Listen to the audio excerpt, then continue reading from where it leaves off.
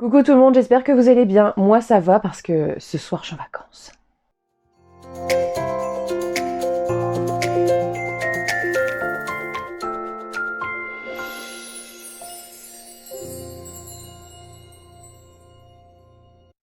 Oui, messieurs, dames, je fais partie de ces gens qui sont surpayés à rien faire et qui sont tout le temps en vacances. Voilà, donc mais ça y est, c'est ce soir à 20h45, je termine les cours et je suis en vacances. J'en peux plus.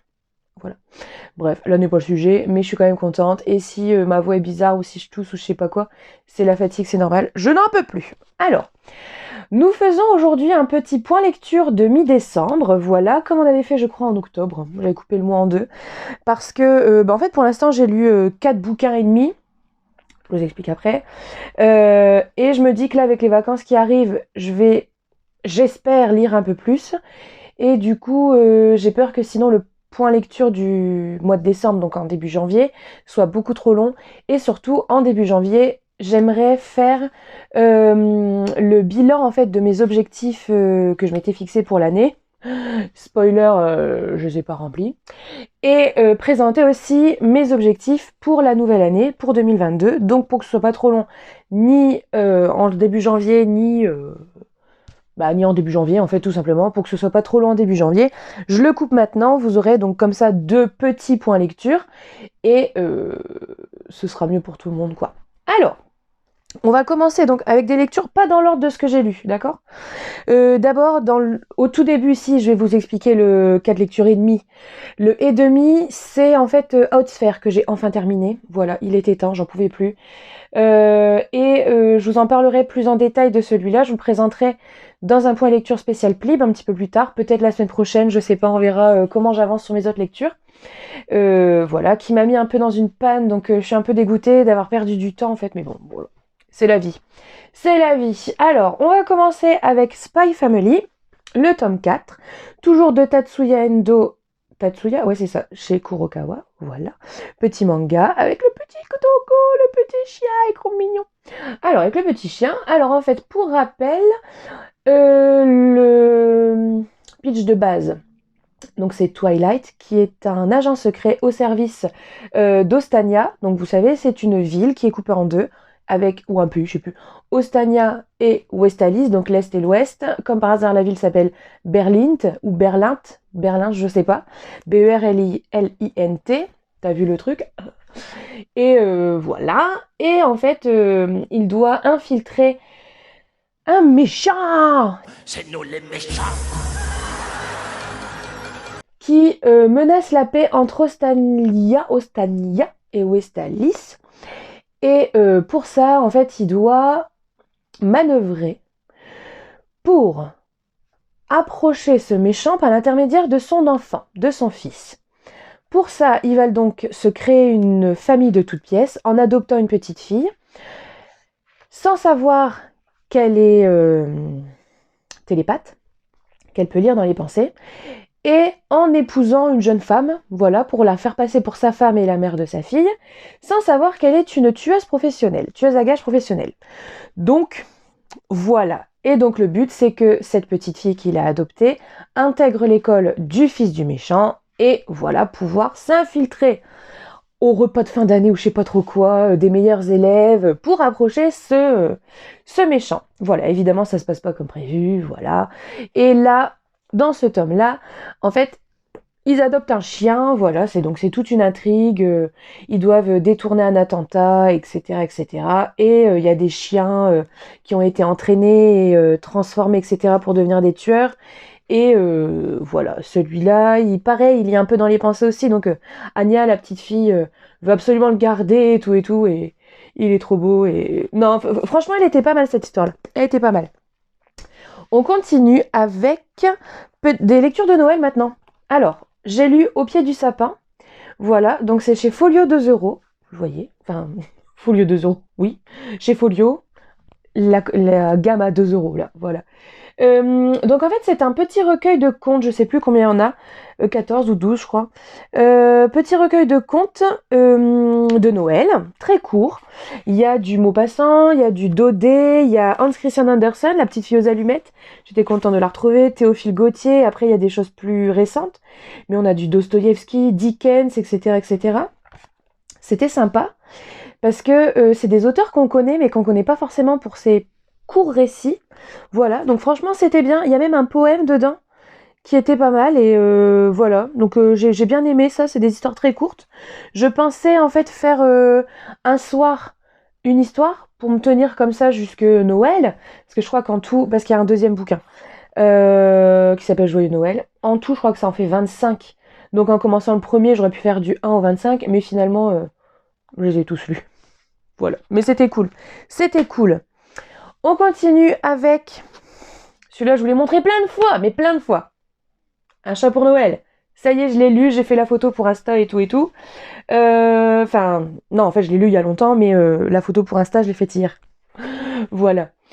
Alors, je pensais vraiment que c'était une romance de Noël, mais pas tout à fait. Je vous explique. En fait, on va suivre... Elle s'appelle Elisabeth, mais pas du tout, elle s'appelle Laura, aucun rapport. On va suivre Laura, en fait, qui travaille au refuge de Battersea. Donc c'est un vrai refuge, on en parle après. C'est un refuge pour chiens et chats, il me semble, qui est à Londres. Et en fait, elle a une protégée là-bas, son chat chouchou. Elle s'occupe des chats, qui s'appelle Félicia, qui est une chatte un peu âgée déjà. Enfin, elle a 8 ans, je crois. Et qui est positive au FIV. Voilà, donc au sida du chat, si vous connaissez les chats. Voilà. Et son petit ami ne comprend pas pourquoi elle passe autant de temps là-bas avec les chats. Lui, il veut pas les chats. Gna, gna, gna, gna. Voilà. Et en fait, il y a un jour un beau gosse, comment il s'appelle? Aaron, j'allais dire Adam, aucun rapport. Enfin si, ça commence par un A. Il y a Aaron qui arrive et qui se montre intéressé, en fait, pour adopter Félicia pour sa grand-mère. Et du coup, voilà, c'est marqué derrière. Lorsque le bel Aaron adopte Félicia, Laura se dit qu'il pourrait bien, par la même occasion, s'embarrasser de son gars. Voilà, donc je me suis dit, ouais, c'est une romance de Noël avec un chat et tout, trop bien. Et ben, vous savez quoi? C'est un peu plus que ça. En vrai, franchement, je recommande ce livre. En fait, elle voit passer 9 personnes. 9 personnes qui ont chacune en fait leurs soucis dans leur vie, etc. On a par exemple une jeune femme qui sort de dépression, enfin qui n'en sort pas justement encore, voilà, qui est en dépression. Il y a une mère qui, en fait, une fois que ses enfants sont partis du nid, ne sait plus en fait quoi faire pour se rendre utile et donner de l'amour à quelqu'un. Il y a un papa fraîchement divorcé qui se retrouve tout seul dans un tout petit appartement et du coup il est tout seul. Il est tout seul. On a qui encore? On a aussi une famille qui arrive d'Espagne. Voilà, donc il y a un petit garçon en fait qui est arrivé d'Espagne avec ses parents parce que ses parents arrivent en Angleterre pour travailler. Son frère et sa sœur sont restés en Espagne pour leurs études et bah il se sent seul. Voilà, il y a cette dame aussi qui voilà ne sait pas comment rendre service, etc. Elle peut pas adopter de chat, mais elle voudrait bien rendre service, donc bah, elle va faire du bénévolat dans l'association. Enfin voilà en fait. Et Laura, en rencontrant ces gens, va leur présenter au fur et à mesure différents chats du refuge. Donc on va en fait suivre les histoires de chacun et la rencontre avec leur nouveau chat. Il y a aussi un couple, c'est ça. Il y a un couple, en fait, ils ont perdu leur chat qui est resté avec eux pendant 20 ans, je crois. Et bah, ils n'arrivent pas à se remettre de ce deuil. Donc là, elle va les aider, les accompagner. Ils viennent, en fait, pour voir les chats et ils repartent avec un chat. Bref, je m'égare, mais c'était vraiment des histoires vraiment toutes mignonnes, vraiment. Ça donne envie d'aller adopter des chats. Bon, moi, j'ai déjà ma Boulette, hein, vous le savez. Boulette, t'es là? T'es là, mémère? Elle est sous le lit en ce moment, elle fait une dépression, il n'y a pas assez de lumière dehors. Elle fait que dormir. Je vais lui donner à manger, ça ira mieux. Voilà. Et donc en fait, Battersea, c'est un refuge qui existe réellement à Londres. D'ailleurs, normalement, là, si ça marche, je vais vous mettre une petite incrustation. J'ai fait un truc, ils ont une page Instagram, n'hésitez pas à aller voir. Ils montrent les chats, les chiens, etc. Et non, franchement, c'était bien. Donc oui, pourquoi je disais que c'est pas vraiment une romance de Noël? Bah parce qu'en fait, elle est en couple avec Rob, là, machin. Et elle rencontre Aaron. Bon, elle a un petit coup de cœur, blablabla, machin. Mais en fait, ça se fait. C'est pas le point. C'est pas le centre de l'histoire du tout, en fait. Pas du tout. Le centre de l'histoire, c'est les chats.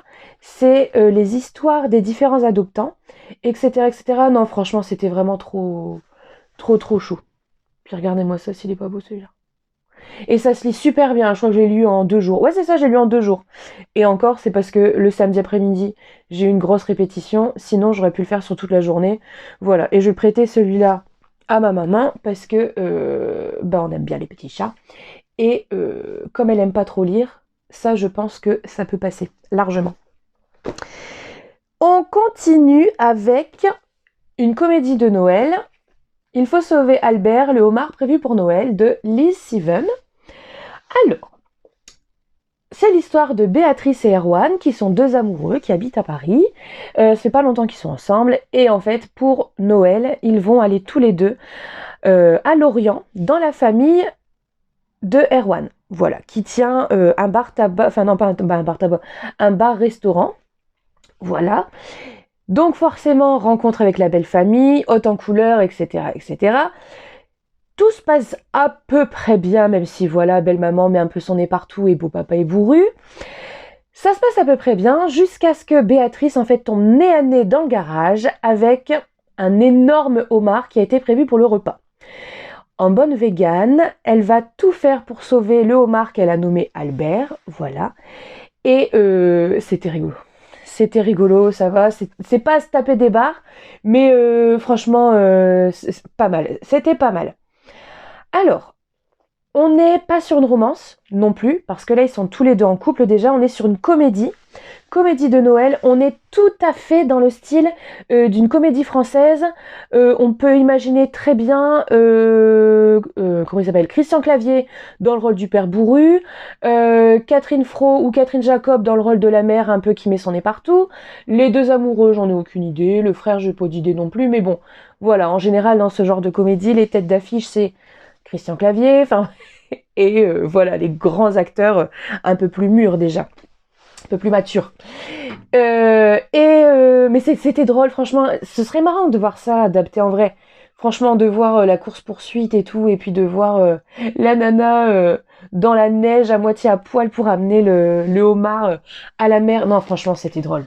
C'était drôle. Il y a la scène de la fin. En fait, elle s'inspirait d'un fait réel. Je vous le dis, et puis tant pis, ou alors vous coupez maintenant. Elle s'inspirait d'un fait divers réel où en fait il y a un unijambiste alcoolique qui crée des accidents. Et en fait il est dedans, et du coup, mais c'est vrai que quand on y pense, un accident provoqué par un unijambiste alcoolique, enfin, voilà, et qui se sert d'un manche à balai en fait pour appuyer sur l'accélérateur. Enfin, vous voyez le délire quoi. Franchement, c'était pas mal. C'était pas mal. J'avais peur que tout le délire autour de... Enfin, tout le délire, tout le truc autour du fait qu'elle est végane et tout, ça soit à tout bout de champ. Non, je suis végane, je veux pas parler de ça. Enfin, vous voyez qu'elle soit végane extrémiste, que le trait soit poussé à l'extrême. Pas du tout. Pas du tout. Non, non, c'était vraiment très bien et les personnages sont normaux, donc ça va. Ça va. C'était pas mal. Il y avait des petits rebondissements, tout ça, tout ça. Voilà, messieurs, dames. Là, il me reste encore des petites lectures de Noël à faire. Et j'espère pouvoir vous les présenter début janvier, donc le 3, ce me semble. Voilà. Et puis, messieurs, dames, c'est bien. Ça fait une vidéo un peu plus courte que d'habitude, donc c'est cool. Messieurs, dames, je vous souhaite une bonne... tout ce que vous voulez. Dites-moi en commentaire... Oh non, j'ai le OK. Non, non, ça va aller. Dites-moi en commentaire si vous avez lu un de ces bouquins ou alors ce que vous êtes en train de lire, si vous lisez des trucs de Noël, tout ça, tout ça. Voilà. Dites-moi tout ça. N'hésitez pas à vous abonner, laisse pouce bleu, tout ça, tout ça. Ça fait longtemps que j'ai pas dit ça, laisse pouce bleu. Laisse pouce bleu. Et écoutez, bonne fête de fin d'année à tous. Je pense qu'on se revoit de toute façon la semaine prochaine. Donc oui, avant les fêtes de fin d'année. Donc j'ai rien dit. Allez, bisous.